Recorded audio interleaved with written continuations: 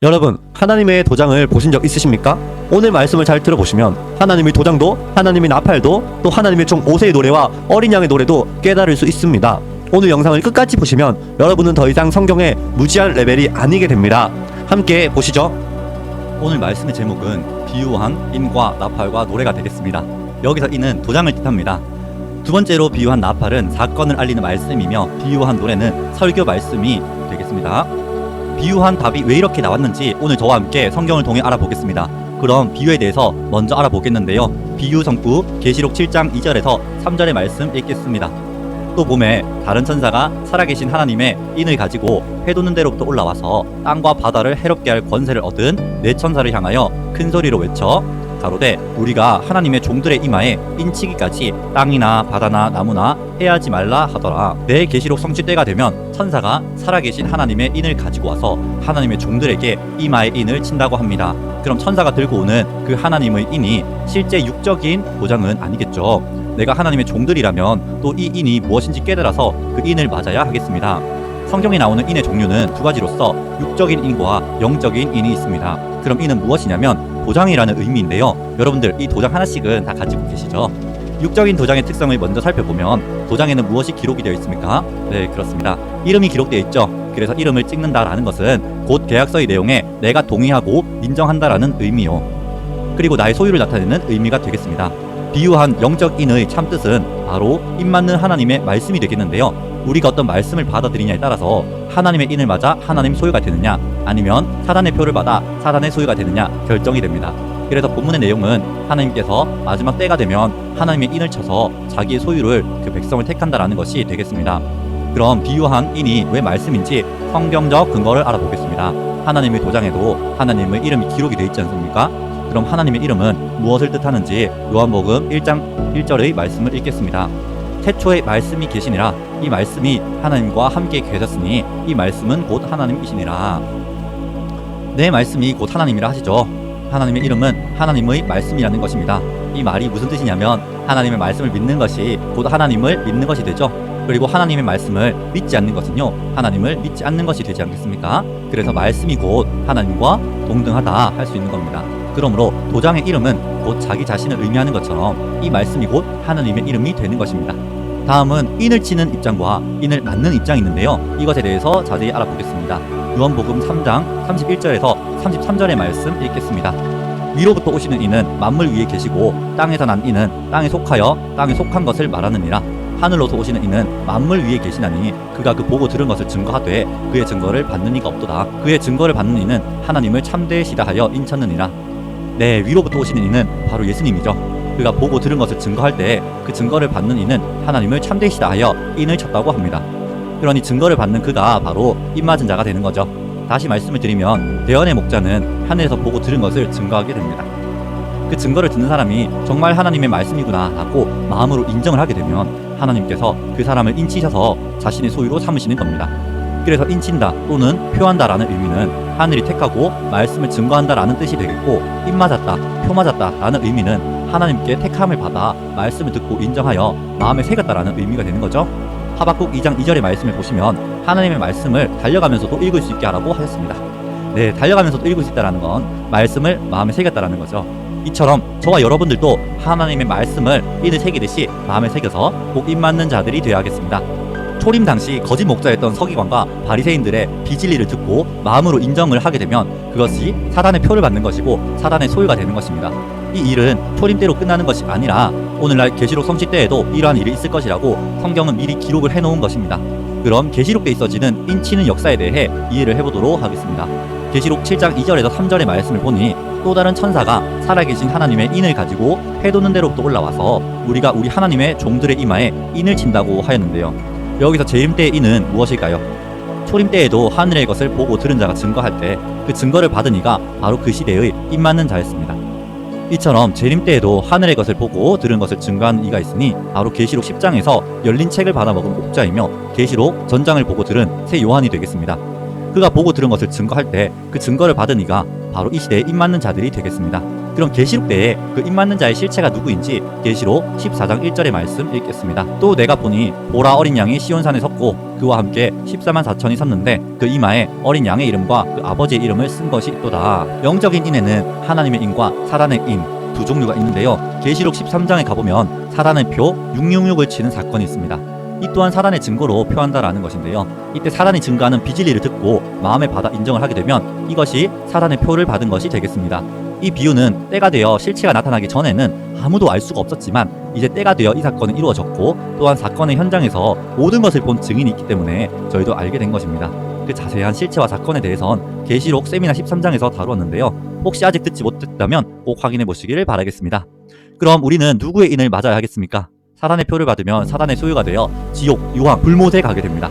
그리고 하나님의 인을 맞으면요, 하나님의 소유가 되어 천국 첫째 부활에 들어간다고 약속을 했습니다. 그러니 우리 모두 사단의 표를 받지 않도록 정말 잘 분별해야 되겠고 반드시 하나님의 인을 받아 천국 백성이 되시기를 기원드립니다. 다음은 비유한 나팔에 대해서 알아보겠습니다. 먼저 마태복음 24장 31절의 말씀 읽겠습니다. 저가 큰 나팔 소리와 함께 천사들을 보내리니 저희가 그 택하신 자들을 하늘 이 끝에서 저 끝까지 사방에서 모으리라. 주 재림 때가 되면 나팔을 불어 택하신 자들을 모은다고 예언하고 있습니다. 성경에는 두 가지의 나팔이 있는데요. 여리고성을 무너뜨렸을 때 불었던 육적인 나팔도 있고 또 육적인 나팔을 빙자한 비유한 영적인 나팔도 있습니다.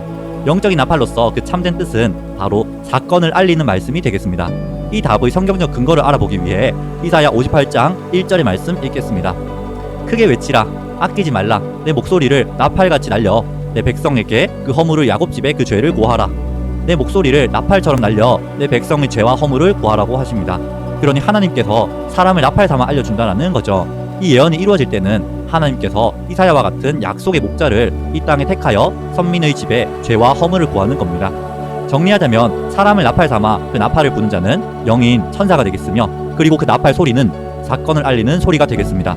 다음은 나팔이 어디서 불려지는지 알아보기 위해 이사야 18장 3절의 말씀 읽겠습니다. 세상의 모든 거민 지상에 거하는 너희여 산들 위에 기호를 세우거든 너희는 보고 나팔을 불거든 너희는 들을지니라. 네, 세상 모든 거인과 지상에 거하는 모든 사람들은 산들 위에 기호를 세우고 나팔을 불 때 들으라고 하셨습니다. 그 산은 요엘서 2장 1절에 본 바 하나님의 성산 시온산이 되겠습니다. 그럼 이 예언이 성취된 실체가 무엇인지 요한복음 14장 24절의 말씀 읽겠습니다. 나를 사랑하지 아니하는 자는 내 말을 지키지 아니하나니 너희의 듣는 말은 내 말이 아니요 나를 보내신 하나님의 말씀이니라. 네, 요한복음 14장 24절의 말씀을 보니 예수님께서 너희의 듣는 말은 내 말이 아니요 나를 보내신 아버지의 말씀이다라고 하시죠. 이 말씀은 곧 예수님 속에 하나님의 성령이 역사하고 있다는 겁니다. 이처럼 예수님은 하나님의 말씀을 알리는 초림 때 나팔이었으며 그리고 예수님과 12제자들이 말씀을 증거하는 그곳이 영적 시온산이요 이 땅의 하나님의 나라가 되겠습니다. 그럼 이때 예수님께서 알리는 그 나팔 소리를 듣고 모인 사람들이 그 시대에 택함을 받고 하나님께 구원받은 줄 믿습니다. 다음은 재림때의 예언에 대해서 알아보겠는데요. 마태복음 24장 29절에서 31절의 말씀을 보시면 그날 환난 후에 즉시 해, 달, 별이 어두워지고 떨어진다고 합니다. 그때의 인자 곧 예수님이시죠. 예수님이 오셔서 저가 큰 나팔 소리와 함께 천사들을 보내어서 택하신 자들을 하늘 이 끝에서 저 끝까지 사방에서 모은다라고 예언하고 있습니다. 네, 이 내용에 대해서 그림을 보시면서 설명하겠습니다. 자, 그날 환난 후가 되면 즉시 해, 달, 별이 어두워지고 떨어진다라고 하죠. 해, 달, 별이 어두워지고 떨어진다라는 의미는 바로 하나님의 선민이 심판을 받아 영적인 밤이 된 것을 말한 겁니다. 이때 예수님께서는 천사들을 보내어서 나팔을 불어 택한 자들을 사방에서 모아서 시온산에 모은다라고 예언하고 있습니다. 이때 불려지는 나팔 소리는 계시록 현장에서 이루어지는 사건을 알리는 소리며 그 나팔 소리를 듣고 시온산에 모인 이 사람들이 바로 이때 구원받는 천국의 자녀가 되는 줄 믿습니다. 그럼 계시록의 나팔은 총 몇 개가 불려지는지 알고 계시죠? 네, 다들 알고 계시겠지만 그 나팔이 몇 개이며 또 어떤 내용인지 우리 계시록을 통해 살펴보겠습니다. 계시록 8장 1절에서 2절의 말씀 읽겠습니다. 일곱째 인을 떼실 때에 하늘이 반시 동안쯤 고요하더니 내가 봄에 하나님 앞에 시위한 7 천사가 있어 7 나팔을 받았더라. 네, 일곱째 인을 뗄 때 7 천사가 7 나팔을 가졌다라고 합니다. 여기서 천사는 영이며 그 나팔은 바로 사람이 되겠습니다. 계시록의 성취때가 되면 이 7 천사가 7 사람을 나팔 삼아 불게 된다라는 겁니다. 그리고 이 7 나팔은 아무 때나 출현하여 불려지는 것이 아니라 계시록 6장에서 해, 달, 별이 어두워지고 떨어져 영적 밤이 된 후에 7째 인을 뗄 때 7 나팔이 출현하게 됩니다. 이때 하나님께서는 계시록 사건 현장에 있던 7사람을 택하여서 그 목격한 그것을 나팔 삼아 증가하게 하는 거죠. 그리고 7 나팔은 계시록 8장과 9장 6개가 불려지고, 그리고 나머지 1개는 계시록 11장에서 불게 되는데요. 앞에 6개의 나팔까지는 선민의 장막에 죄와 허물을 구하는 나팔 소리가 되겠습니다. 그리고 마지막 7째 나팔 소리는 어떻게 다른지 계시록 11장 15절의 말씀 읽겠습니다. 7대 천사가 나팔을 불매 하늘에 큰 음성들이 나서 가로되 세상 나라가 우리 주와 그 그리스도의 나라가 되어 그가 세세토록 왕노릇 하시리로다 하니, 네, 7째 나팔 소리는 구원의 나팔로서 세상 나라가 하나님의 나라가 되는 소리가 되겠습니다. 그러므로 성도님들은 신약이 성취된 계시록 실상을 알리는 이 마지막 7째 나팔 소리를 듣고 세상 나라에서 하나님의 나라 백성으로 거듭나도록 힘써야겠네요. 이어서 계시록 10장 7절의 말씀도 읽겠습니다. 7째 천사가 소리 내는 날 그 나팔을 불게 될 때에 하나님의 비밀이 그 종 선지자들에게 전하신 복음과 같이 이루리라. 네, 7째 천사가 나팔 불게 될 때 하나님의 비밀이 이루어진다라고 합니다. 그럼 여기서 하나님의 비밀이 무엇인지 혹시 알고 계십니까? 어떤 비밀이 이루어지는지 우리 고린도전서 15장 51절에서 54절의 말씀 읽겠습니다. 보라, 내가 너희에게 비밀을 말하노니 우리가 다 잠잘 것이 아니요 마지막 나팔에 순식간에 홀연히 다 변화하리니 나팔 소리가 나매 죽은 자들이 썩지 아니할 것으로 다시 살고 우리도 변화하리라. 이 썩을 것이 불과 불 썩지 아니할 것을 입겠고 이 죽을 것이 죽지 아니함을 입으리로다. 이 썩을 것이 썩지 아니함을 입고 이 죽을 것이 죽지 아니함을 입을 때에는 사망의 이김이 삼킨 바 되리라고 기록된 말씀에 응하리라. 네, 52절의 말씀에 나팔 소리가 나매 죽은 자들이 썩지 아니할 것으로 다시 산다 하였습니다. 다시 산다라는 건 뭘 의미합니까? 네, 그렇죠, 부활입니다. 그리고 우리도 변한다 했으니 살아있는 자는 빌립보서 3장 21절의 말씀대로 예수님의 영광의 형체와 같이 변화되어 영생하게 되는 겁니다. 우리의 소망인 부활과 영생이 이루어지는 겁니다. 네, 언제 이루어진다 하죠? 바로 마지막 나팔인 이 7째 나팔이 불려지는 그 소리에 이루어진다라는 겁니다. 지금의 때는 계시록 11장에 7째 나팔이 불려지고 있는 때입니다. 7째 나팔은 계시록 22장 16절에 예수는 교회들을 위하여 내 사자들을 보내어 이것들을 증거하게 한다 하셨습니다. 이 사실을 증거하는 목자가 바로 오늘날 이 시대의 7째 나팔의 실체가 되겠습니다. 전 세계의 계시록 예언과 또 성취 증거와 이어서 천국 비밀 비유와 실상 증거를 하고 있지 않습니까?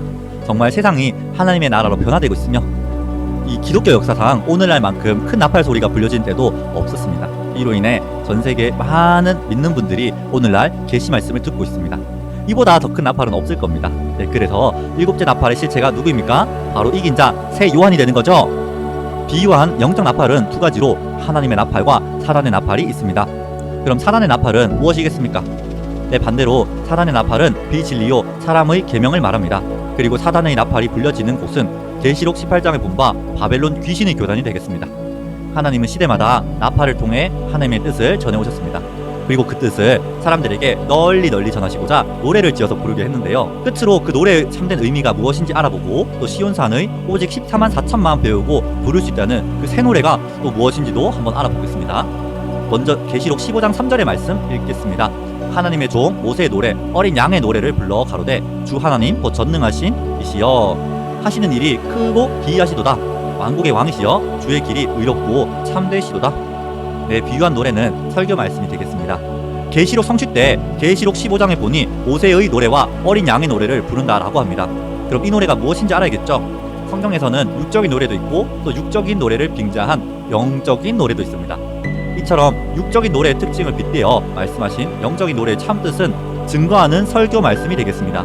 예로부터 하나님의 말씀을 실제 노래로 지어서 말씀을 기억하게 하였는데요. 시편 119편 54절의 말씀을 보시면 주의 율례가 나의 노래가 되었다고 합니다. 그리고 172절의 말씀에도 주의 계명이 의로움으로 내 혀가 주의 말씀을 노래한다고 했죠.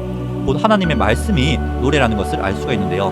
모세의 말씀은 그 당시의 노래이고 사복음서의 말씀 또한 노래가 되겠습니다. 그럼 모세의 노래에 대해 설명하고 있는 신명기 31장 19절에서 21절의 말씀 한번 읽어볼게요.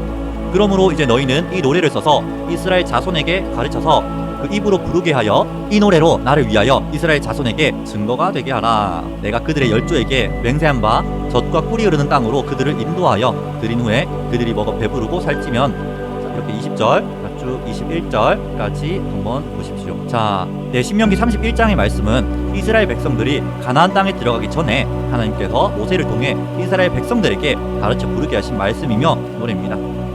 그 내용은 가나안 땅에 들어가게 되면 너희가 먹고 배불러 살찌게 되면 나를 버리고 다른 신 우상을 섬길 것이라는 예언이 되겠습니다. 그래서 너희가 언약을 어겨 재앙과 환난을 만나게 될 때 이 노래가 증인처럼 될 것이다 말씀하신 겁니다.